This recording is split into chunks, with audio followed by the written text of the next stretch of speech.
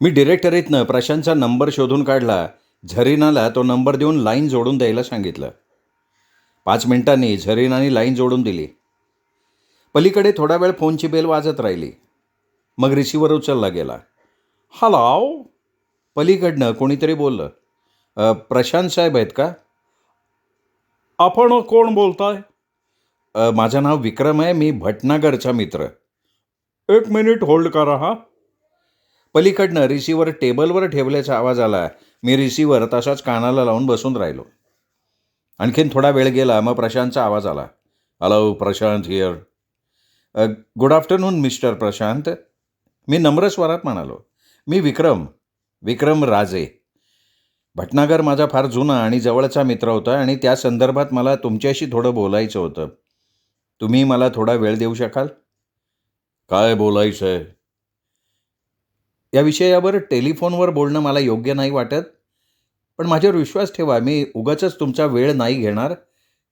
भटनागर माझा मित्र होता आणि त्याच्या हितासाठी मला तुम्हाला भेटायचं आहे.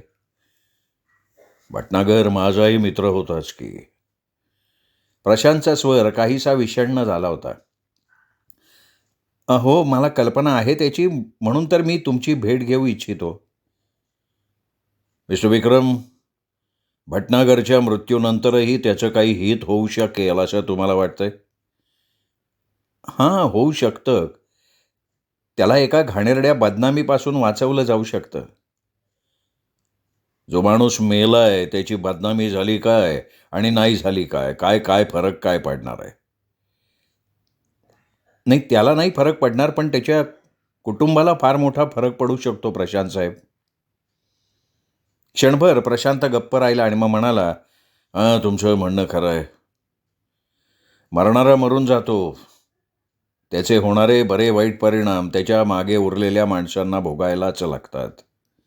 या तुम्ही, मी वाट बघतोय तुमची. मी खारला राहतो, 5वी लेन. कुणीही सांगेल. Thank you very much. मी लगेच निघतोय. ओके. पलीकडनं पुन्हा रिसिव्हर क्रेडलवर ठेवण्याचा आवाज आला. मी पुन्हा डिरेक्टरी उघडली आणि त्यातनं प्रेमसागरचा फोन नंबर शोधून काढला आणि तो नंबर मी डायल केला. काही क्षणानंतर दुसरीकडनं रिसिव्हर उचलला गेला. हॅलो. प्रेम आहे का? मी काहीशा घोगऱ्या आवाजात विचारलं. आपण कोण बोलताय? मी बोकाडिया. साहेब आहेत शेठजी, आत्ता बोलावतो. पलीकडनं बोलणारा बहुतेक नोकर असावा. नाही, बोलवायची आवश्यकता नाही, मी स्वतः तिकडे येतोय. तो घरी आहे का नाही हे जाणून घेण्यासाठी मी फोन केला. तो आता कुठे बाहेर नाही ना जाणार? 1 तासाने बाहेर जाणार. ओके. असं म्हणत मी रिसिव्हर क्रेडलवर ठेवला आणि बाहेर पडलो. खारच्या शिडी मार्गावर 5व्या लेनमध्ये असलेला प्रशांतचा बंगला छोटासा होता, पण टुमदार होता. बंगल्यासमोर छोटंसं लॉन होतं. त्यावरची हिरवळ व्यवस्थित कटिंग केलेली दिसत होती. भोवताली छोट्या मोठ्या फुलांचे वाफे होते आणि बंगल्याच्या भोवती दगडी कंपाऊंड होतं. मी गेलो तेव्हा बंगल्याचं फाटक उघडंच होतं. बहुतेक मी येणार म्हणून ते उघडं ठेवण्यात आलेलं असावं. मी माझी मोटरसायकल उघड्या फाटकातनं आत घेतली आणि लॉनच्या भोवती असलेल्या ड्राईव्हवेवरनं बंगल्याच्या पोर्च समोर आणून उभी केली. गाडी स्टँडला लावली. बंगल्याच्या मुख्य दारावरची कॉलबेल वाजवली. मिनिटभरात दार उघडलं गेलं. दार उघडणारा एक पोरसवदा नोकर असावा. माझं नाव विक्रम आहे. प्रशांत साहेबांनी मला. साहेब तुमची वाट बघतायत. नोकर मला घेऊन एका कलात्मक सजवलेल्या ड्रॉइंग हॉलमध्ये आला. प्रशांत एका इझी चेअरवर बसून माझी वाटच बघत होता. मला बघताच तो उठून उभा राहिला. माझ्याशी हस्तांदोलन करत म्हणाला, बसा. मी त्याच्यासमोर असलेल्या एका कोचावर बसलो. तुम्ही फोन केला तेव्हा माझ्या लक्षात आलं नाही की तुम्ही येणार आहे. तुम्हीही त्याबद्दल काही बोलला नाही. मला वाटलं दुसरंच कोणीतरी आहे. I am sorry. मी फोनवरनं तुम्हाला टाळायचा प्रयत्न करत होतो. प्रशांतने प्रामाणिकपणे कबुली दिली. Never mind. खरं म्हणजे मीही विसरून गेलो होतो. काल बसंत स्टुडिओत बोकाडिया साहेबांच्या रूममध्ये तुम्हीही हजर होतात नाही का? कोणी आपली ओळखही करून दिली नव्हती. आणि तसंही काल रात्री प्रेमसागर आणि विनोदच्यामुळे तिथलं सगळं वातावरण इतकं तप्त झालं होतं की असे शिष्टाचार पाळायची आठवण कोणाला राहिलीच नव्हती. हां, खरंय, खरंय, खरंय. तुम्ही निघून गेल्यानंतर प्रेमसागर बऱ्याच वेळ रागानं नुसता धुमसत होता. तुम्हाला बोलवण्यापूर्वी बोकाडिया साहेबांनी त्याची परवानगी घेतली नाही, म्हणून तो बोकाडिया साहेबांवरही बराच नाराज झालेला होता. तुमच्याविषयी त्याच्या मनात एवढा राग का, ते मलाही समजत नाही. यापूर्वी तुमचा काही खटका उडाला होता का? हां, ही काल घटना घडण्यापूर्वी आमची एक भेट झाली होती आणि त्यावेळी आमच्यात थोडीशी शाब्दिक चकमक उडाली होती. अशी तरीच तो तुमच्यावर एवढा नाराज होता. नेमकं काय झालं होतं? नाही, तसं विशेष काही नाही. मला अपमानित करण्याचा तो प्रयत्न करत होता, मग मी त्याला थोडंफार सुनावून टाकलं. असं म्हणत मी प्रशांतला थोडक्यात तो किस्सा सांगितला. हां, हे मात्र बरं केलं तुम्ही. त्याला असं कोणीतरी भेटायलाच हवं होतं. बोकाडिया साहेबांनी मग त्याच्यापुढे मान तुकवली असेल आणि तुम्हाला त्या कामातनं मुक्त केलं असेल, नाही का? नाही, नाही. प्रेमसागरचा खून करण्याचा प्रयत्न करणाऱ्या माणसाला मी शोधून काढावं असं अजूनही त्यांचं मत आहे. पण ही गोष्ट मी प्रेमसागरला सांगू नये असं त्यांचं म्हणणं. भटनागरच्या मृत्यूनंतर तर त्यांना प्रेमसागरबद्दल अधिक काळजी वाटायला लागली आहे. वाटणारच ना, वाटणारच. यावेळी खुनी प्रेमसागरचा काटा काढण्यात जवळजवळ यशस्वी झाला होता. पण ऐन वेळेला प्रेमसागर वाचला आणि बिचारा भटनागर हाकनाक प्राणाला मुकला. भटनागर तर फक्त आज का आदमीचा रायटर होता. रायटर मेला, आता काय झालं? त्यांनी पूर्ण स्टोरी त्यांच्या हातात दिली होती. जे काही चेंजेस करायचे असतील त्यासाठी असे हजारो रायटर मिळतील, पण प्रेमसागर मेला तर बोकाडिया साहेबांचे 1.5 कोटी रुपये पाण्यात जातील. त्यामुळे त्यांना प्रेमसागरची काळजी वाटणं साहजिक आहे. प्रशांत काहीशा कडवट स्वरात म्हणाला. यावर मी काय बोलणार? प्रशांतचं म्हणणं मला पटतच होतं. शेवटी कितीही केलं तरी बोकाडिया साहेब बिझनेसमन होते आणि 1.5 कोटी ही काही लहान रक्कम नव्हती. असो, तुम्हाला माझ्याशी काय बोलायचं होतं? प्रशांतने मला विचारलं. मी मग रूपा माथुरच्या मृत्यूची घटना आणि भटनागरचे तिशाशी असलेले संभावित संबंध ही सगळी हकीकत प्रशांतला सांगितली. जसजशी मी चौधरीकडून ऐकलेली हकीकत सांगत होतो तसतसा प्रशांतचा चेहरा गंभीर होत चालला होता. शेवटी सगळं सांगून झाल्यावर मी थांबलो तेव्हा प्रशांतचा चेहरा विलक्षण गंभीर झाला होता. त्याच्या चेहऱ्यावर पसरलेले चिंतेचे भाव स्पष्टपणे लक्षात येत होते. इतर तुम्ही फार वाईट बातमी सांगितली तो. शेवटी प्रशांत म्हणाला. ते तर मलाही कळत होतं. प्रशांत इतका मी सुद्धा या बातमीने अस्वस्थ झालो होतो. पण आता ही गोष्ट जाहीर न होणं भटनागर कुटुंबाच्या दृष्टीनं हिताचं आहे, नाही का? बरोबर आहे. अगदी बरोबर आहे. आणि तुम्ही ही बातमी छापणार नाही. नाही नाही, आम्ही नाही छापणार. पण दुसरा कोणीही पेपरवाला ती छापू शकतो ना. पण तुम्ही त्या हॉटेलच्या क्लार्कला मनाई केली आहे ना, की दुसऱ्या कुठल्याही वर्तमानपत्राकडे त्यांनी जाऊ नये. नाही, केली आहे, पण माझा त्या माणसावर विश्वासच नाही आहे. पैशासाठी तो जरूर दुसऱ्या एखाद्या वर्तमानपत्राकडे जाईल. मग तुम्ही त्याला आणखीन पैसे द्यायला हवे होते. नाही, त्यांनी काही फारसा फरक नसता पडला प्रशांत साहेब. उलट मी त्याला त्याच्या अपेक्षेपेक्षा जास्त पैसे दिले असते तर तो हेच समजला असता की त्याचं तोंड बंद ठेवण्यासाठी मी त्याला लाच देतोय. आणि ही गोष्ट दुसऱ्या एखाद्या वर्तमानपत्राला किंवा पोलिसांना समजली असती तर आम्ही गोत्यात आलो असतो. तसाही मला तो माणूस पैशापेक्षा पेपरातून त्याला मिळणाऱ्या प्रसिद्धीसाठी जास्त हापापलेला वाटत होता. रूपा माथुरच्या मृत्यूच्या बातमीबरोबर त्यांनी दिलेल्या त्या जबाबामुळे आम्ही त्याचा फोटो आमच्या पेपरात छापला होता. म्हणून तो दुसऱ्यांदा आमच्याकडेच आला. पैशाबरोबर पुन्हा एकदा त्याच्या पेपरमध्ये फोटो यावा अशी त्याची इच्छा. त्यामुळे त्याचं महत्त्व वाढेल असं त्याला वाटत होतं. हां, पण आता याच्यावर उपाय काय? नाही, याबाबत करता येण्यासारखं आपल्या हातात काही नाही आहे. फार तर आपण एवढीच आशा करू शकतो की चौधरी आपलं तोंड बंद ठेवेल. असं होतं तर तुम्ही माझ्याकडे, म्हणजे माझ्या म्हणण्याचा अर्थ आहे की मला वाटलं की मी तुम्हाला काहीतरी मदत करू शकेन म्हणून तुम्ही माझ्याकडे आलाय. नाही, त्यासाठी मी नाही आलो तुमच्याकडे. मी एका दुसऱ्याच कारणासाठी तुमच्याकडे आलो आहे. बोला. भटनागर तसा माझा फार जुना मित्र. एकेकाळी आम्ही दोघं सतत एकत्र असायचो, पण जेव्हा तो या फिल्म लाईनमध्ये आला तेव्हापासून माझी आणि त्याची भेट कमी कमी होत गेली. गेल्या 1-2 वर्षात तर आम्ही एकमेकांना भेटलोही नव्हतो. अधूनमधून फोनवर बोलणं व्हायचं तेवढंच. सांगायचं तात्पर्य काय, तर फिल्म लाईनीत येण्यापूर्वीचा भटनागर आणि त्याचं एकूण कॅरेक्टर मला चांगल्या प्रकारे माहिती होतं. अतिशय सज्जन आणि पापभीरू स्वभावाचा माणूस होता तो. पण आजच्या भटनागरबद्दल मला काहीच माहीत नाही. मी पूर्वीच्या भटनागरबद्दल जेवढ्या ठामपणे बोलू शकतो, तेवढा आजच्या भटनागरबद्दल बोलू शकणार नाही. भटनागरची आणि तुमची मैत्री तो फिल्म लाईनीत आल्यानंतर झाली असणार. भटनागर म्हणत होता, की तुम्ही त्याचे या लाईनीतले फार जवळचे आणि जुने मित्र आहे. हो, त्याची आणि माझी फार जुनी मैत्री होती. तो या लाईनमध्ये आला तेव्हापासून मी ओळखतो त्याला. करेक्ट आहे. करेक्ट आहे. म्हणजे माझ्याशी असलेला त्याचा संपर्क तुटल्यानंतर तुम्ही त्याचे जवळचे मित्र होतात. हो, अगदी बरोबर. आणि म्हणून मी तुमच्याकडे आलो आहे. मेलेल्या माणसाबद्दल वाईट वगैरे बोलू नये हे जरी खरं असलं तरी आपण दोघेही त्याचे मित्र होतो, त्यामुळे त्याच्याविषयीची खरी माहिती तुम्ही मला सांगायला काही हरकत नाही. काय नेमकं काय म्हणायचं आहे तुम्हाला? हे बघा, तुम्ही दोघं एका लाईनमध्ये होतात, दोघे एकमेकांचे चांगले मित्र होतात. त्यामुळे तुम्ही आणि फक्त तुम्ही या प्रश्नाचं योग्य ते उत्तर देऊ शकाल. मला सांगा, भटनागर रूपा माथुर नावाच्या त्या तरुणीबरोबर अशा प्रकारचा गलिच्छ व्यवहार करू शकेल? तिला नटी वगैरे बनण्याचं आमिष दाखवून तिच्याशी तो अवैध संबंध ठेवू शकेल? अजिबात नाही. अजिबात नाही. क्षणाचाही विचार न करता प्रशांत दृढ स्वरात म्हणाला.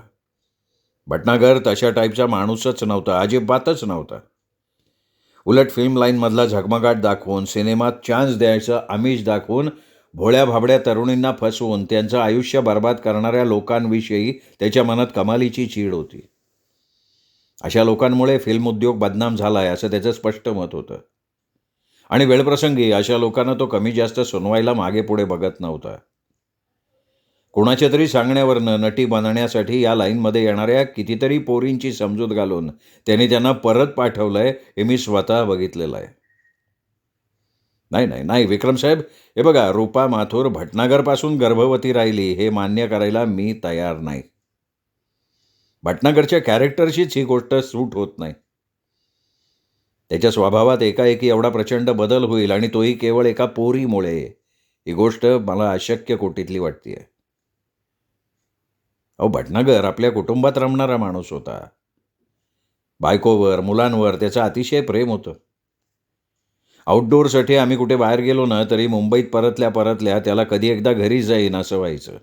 नाही, भटनागर असा माणूस नव्हता. अहो, माझाही या गोष्टीवर विश्वास बसत नाहीये प्रशांत साहेब.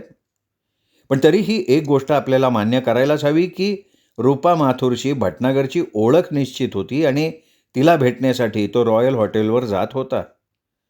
2 वेळा तिचं हॉटेलचं बिल त्यांनी पेड केलं होतं. या बाबतीत मला 2 शक्यता वाटतात बरं का. एकतर भटनागरला ओळखण्यात त्या चौधरीची काहीतरी चूक झालेली असणार, की मग रूपा माथुरला भेटण्यात भटनागरचं काहीतरी वेगळं कारण असणार. भटनागरला ओळखण्यात चौधरीची काहीतरी चूक झाली असावी असं नाही मला वाटत. निदान या बाबतीत तरी माझा त्याच्यावर विश्वास आहे. रॉयल हॉटेलमध्ये रूपा माथुरला भेटायला येणारा माणूस भटनागरच होता हे तो ठामपणे सांगतोय. मग दुसऱ्या कुठल्या तरी कारणासाठी भटनागर तिला भेटायला जात असेल. तेच ना, ते दुसरं कारण काय असावं हे लक्षात येत नाहीये. रूपा माथुर आणि भटनागर दोघेही आता जिवंत नाही आहेत, त्यामुळे त्या दोघांचा एकमेकांशी नेमका काय संबंध होता हे समजायला मार्गच नाही आहे. माझ्या या बोलण्यावर प्रशांतनं सहमतीदर्शक मान डोलावली आणि काही क्षण आम्ही दोघेही आपापल्या विचारात बुडून गेलो. विक्रमसाहेब, असं काही बोलणं खरं तर योग्य नाही आहे, पण बोलता प्रशांत पुन्हा गप्प झाला. हे बघा प्रशांत साहेब, हा मामला गंभीर आहे. आपण आपले सगळे तर्क, सगळे अंदाज पडताळून बघायला काही हरकत नाही. ते चूक आहेत का बरोबर आहेत याचा विचार न करता मनात आलेलं बोलून टाकणं कधीही चांगलं, नाही का? हां, बरोबर आहे. असं म्हणत प्रशांत पुन्हा क्षणभर थांबला. मग मनाशी निश्चय करत म्हणाला, माझ्या मनात आलेला विचार मी सांगतोय. अर्थात तो लगेच आपण सिरियसली घ्यायला हवा असं नाही. नाही, तुम्ही बोला. कदाचित त्यातून आपल्याला काहीतरी सूत्र तरी मिळेल. आज का आदमीच्या आउटडोअर शूटिंगसाठी आमचं संपूर्ण युनिट राजस्थानमध्ये गेलं होतं. जवळजवळ 15 दिवस तिथे होतं. त्या युनिटमधल्या कोणाचा तरी रूपा माथुरशी संबंध आला असेल, ही शक्यता नाकारता येत नाही. हां, बरोबर आहे ना. पण कुणाचा? कुणाचाही? नाही, कुणीतरी तो असणार हे खरं आहे प्रशांत साहेब. पण असा विचार तुमच्या डोक्यात आला त्या अर्थी कुणाचं तरी नाव तुमच्या डोळ्यासमोर असणार ना. प्रशांत पुन्हा काही क्षण गप्प राहिला. मग काहीशा दबक्या स्वरात म्हणाला, मी प्रेमसागरचा विचार करत होतो. प्रेमसागर असं करू शकतो? अर्थात करू शकतो. तो बडा स्टार आहे. पोरी त्याच्यासाठी वेड्या होतात आणि अशा संधीचा फायदा न घ्यायला प्रेमसागर कोणी साधू किंवा महात्मा नाही आहे. तरुण पोरी हा प्रेमसागरचा वीक पॉईंट आहे. पिक्चरमध्ये चान्स द्यायचा आमिष दाखवून किंवा तसंही प्रेमाचं नाटक वगैरे करून त्याने आजवर इतक्या पोरींना खराब केलं आहे की एका पोरीच्या बदल्यात 1 महिन्याची शिक्षा जरी त्याला द्यायचं ठरवलं ना, तरी त्याचं उरलेलं सगळं आयुष्य तुरुंगात जाईल. त्याला रोज नवीन नवीन पोरगी लागते. आउटडोअर शूटिंगसाठी तो जिथे जाईल तिथे पहिल्यांदा एखादी नवीन पोरगी मिळेल का याचा तो शोध घेत असतो. तशी कोणी मिळाली नाही तर एखादी एक्स्ट्रासुद्धा त्या क्षणी त्याला चालू शकते. मिस्टर विक्रम, या विषयावर मी आत्ता जेवढा जास्त विचार करतोय ना, तसं तसं मला आता वाटायला लागलंय की हे काम प्रेमसागरचंच असावं. पण मग यात भटनागरचा संबंध कसा आणि कुठे येतो? आता ते मी कसं काय सांगणार? ठीक आहे, आता मला एक सांगा. प्रेमसागरचा सेक्रेटरी विनोद भल्ला हा अभिनेत्री माधुरीचा सख्खा भाऊ आहे, ही गोष्ट तुम्हाला माहिती आहे? काय सांगताय काय? प्रशांत विस्फारित नजरेनं माझ्याकडे बघत म्हणाला. त्याच्या चेहऱ्यावर अविश्वास होता. मी खरं तेच सांगतोय प्रशांत साहेब. एवढंच नाही तर पोलिसांचा अगदी ठाम विश्वास आहे की प्रेमसागरच्या कारमध्ये बॉम्ब ठेवणारी व्यक्ती दुसरी तिसरी कोणी नव्हती, तर ती व्यक्ती म्हणजे विनोद भल्ला होती. आणि पोलिसांच्या या तर्काला पुष्टी देण्यासाठीच की काय, काल रात्रीपासनं विनोद भल्ला फरारी झालेला आहे. काय सांगताय? प्रशांतचे डोळे खोबणीतून बाहेर पडणे इतपत विस्फारले गेले होते. विनोद विनोद प्रेमसागरचा खून करण्याचा प्रयत्न करत होता? नाही नाही, विश्वास नाही बसत आहे. हां, पण हे खरं आहे ना. विशेषतः विनोद माधुरीचा भाऊ आहे ही गोष्ट उजेडात आल्यापासून तर पोलिसांच्या संशयितांच्या यादीत त्याचं नाव 1 नंबरवर आहे. कमाल आहे, कमाल आहे. अरे, विनोद माधुरीचा भाऊ आहे आणि ही गोष्ट कोणाला माहितीच नाही आहे. नाही ना. मग याचा अर्थ ही गोष्ट खुद्द प्रेमसागरला सुद्धा माहिती नसणार. तसं असतं तर त्याने विनोदला कधीच काढून टाकलं असतं. कमाल आहे, खरोखर खरोखर कमाल आहे. म्हणजे प्रेमसागरचा सेक्रेटरीच त्याचा खून करायचा प्रयत्न करत होता.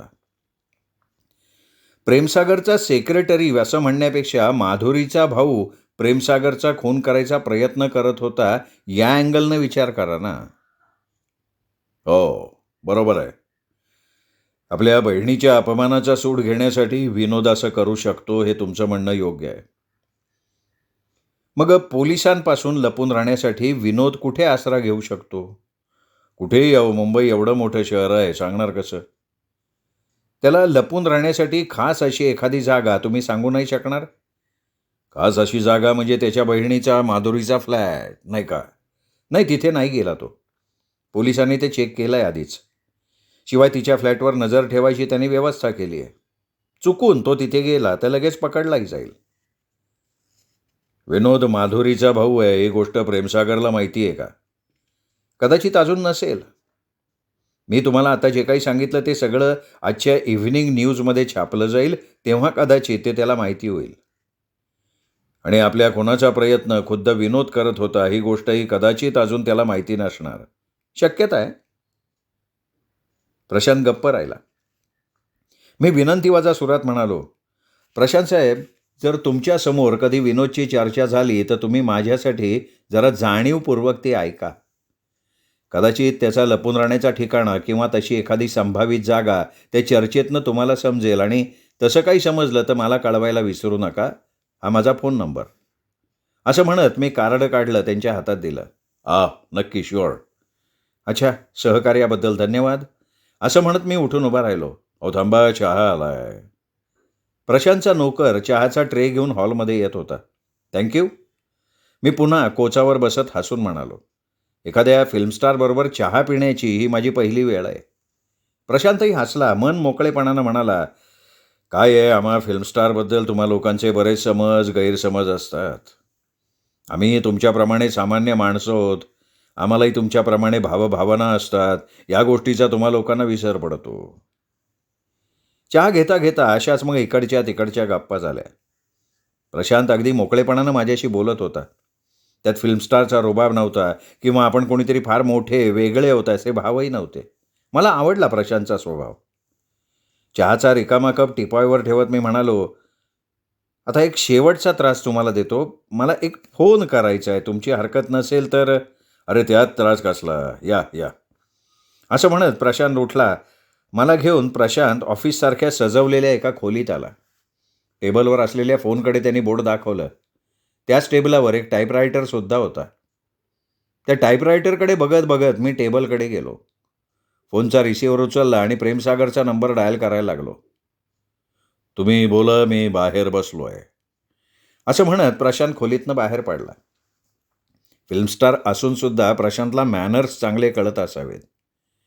दुसऱ्या बाजूनं रिसिव्हर उचलला जाताच मी टेलिफोन ऑपरेटरसारख्या यांत्रिक आवाजात म्हणालो, hello, is it 262851? Yes, mister Premsagar है क्या? उनके लिए मद्रास से ट्रंक कॉल है, पीपी. नहीं, साहब तो नहीं.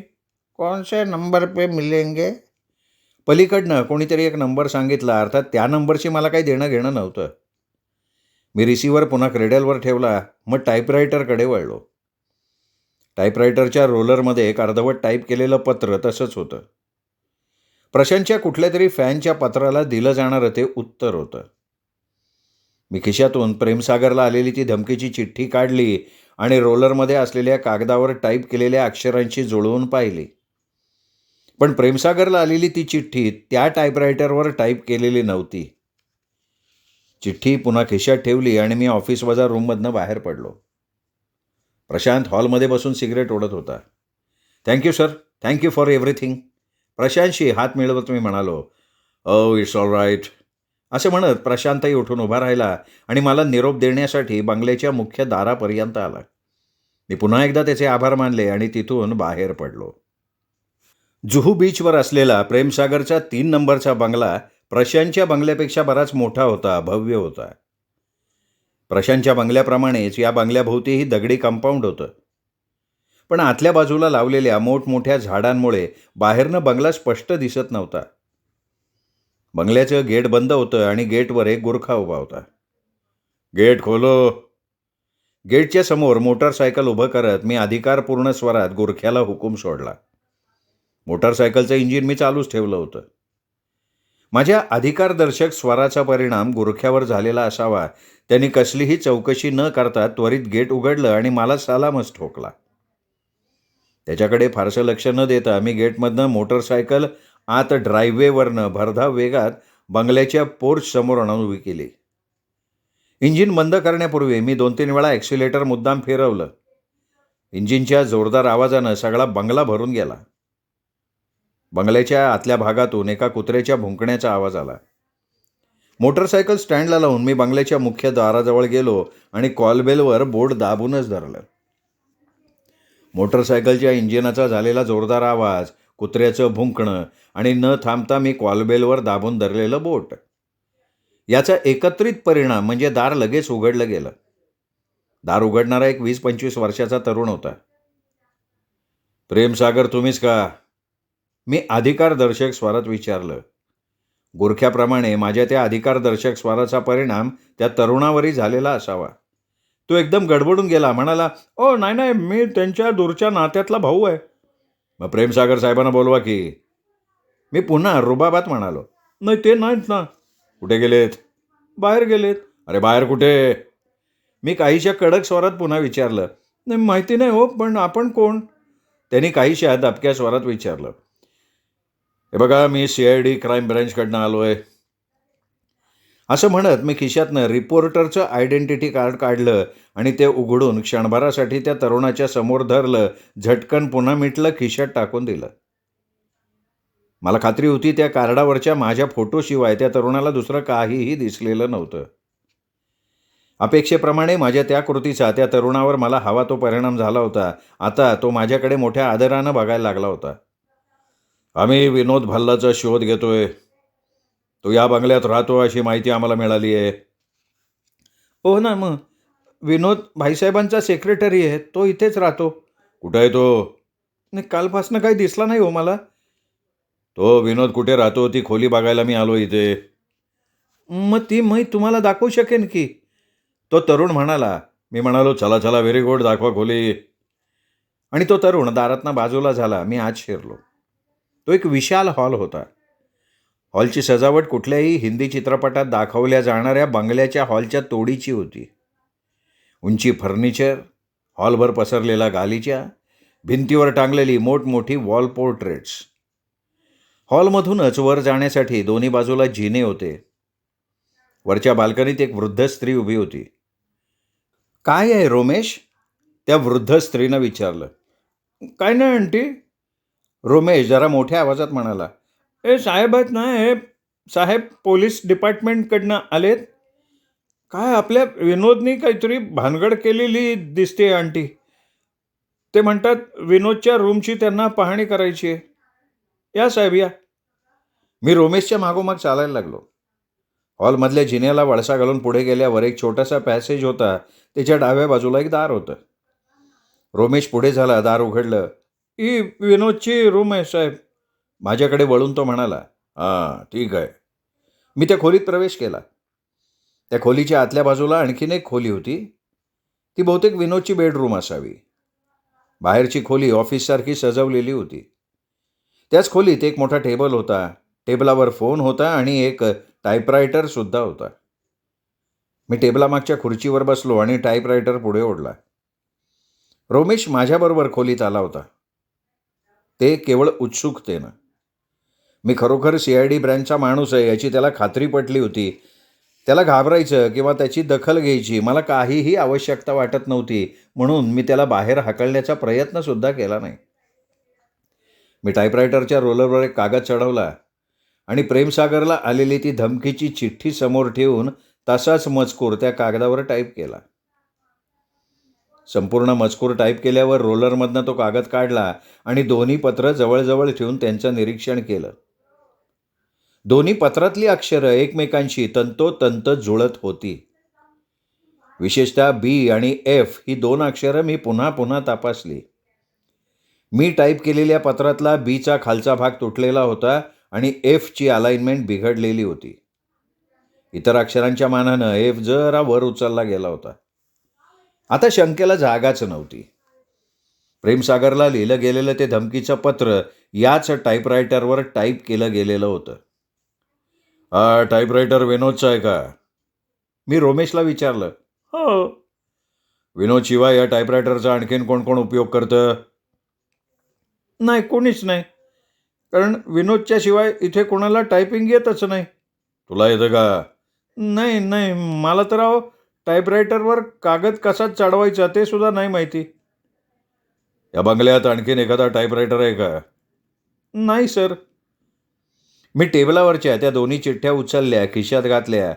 मग काळजीपूर्वक त्या बाहेरच्या खोलीची आणि आतल्या बेडरूमची तपासणी केली. पण संशयास्पद असं मला आणखीन कुठे काही आढळलं नाही. अर्थात तशी शक्यता मला वाटत नव्हतीच. ओके. सगळी तपासणी आटोपून खोलीतून बाहेर पडत मी रोमेशला उद्देशून म्हणालो. हे बघ, मी निघतोय आता. तो विनोद इथे आला ना तर पोलिसांना कळवायला विसरू नकोस. लक्षात ठेव. मी येईन पुन्हा येईन मी. कारण प्रेमसागर साहेबांना या संदर्भात मला भेटायचंच आहे. पोलिसी रुबाब दाखवायचा म्हणजे असं काहीतरी त्याला सांगायला हवंच होतं ना. माझ्या सांगण्यावर रोमेशनी मान डोलावली. मग मला सोडवायला तो बंगल्याच्या मुख्य दारापर्यंत आला. आपण एका CID ऑफिसरला मदत केल्याचं समाधान त्याच्या चेहऱ्यावर स्पष्ट दिसत होतं. मी मोटरसायकल स्टार्ट केली आणि पुन्हा एकदा इंजिनचा भरपूर आवाज करत त्या बंगल्यातनं बाहेर पडलो आणि पुन्हा एकदा माधुरीची भेट घ्यायची ठरवून मी लिंकिंग रोडकडे मोटारसायकल वळवली. श्रोते हो, तुम्ही ऐकताय सुरेश वैद्य लिखित पुन्हा एकदा ही कादंबरी. कादंबरीचा आजचा हा भाग इथेच संपला. पुढचा भाग ऐकण्यासाठी भेटूयात उद्या दीपक रेगे कथाकथन चॅनलवर. पण श्रोते हो, तत्पूर्वी तुम्ही जर अजूनपर्यंत चॅनल सबस्क्राईब केलं नसेल, तुमच्याकडनं चॅनल सबस्क्राईब करायचं राहून गेलं असेल, तर दीपक रेगे कथाकथन चॅनल नक्कीच आत्ता सबस्क्राईब करा आणि रोज भेटत रहा दीपक रेगे कथाकथन चॅनलवर वेगवेगळ्या कथा आणि कादंबऱ्यांचे भाग ऐकण्यासाठी. नमस्कार श्रोते हो.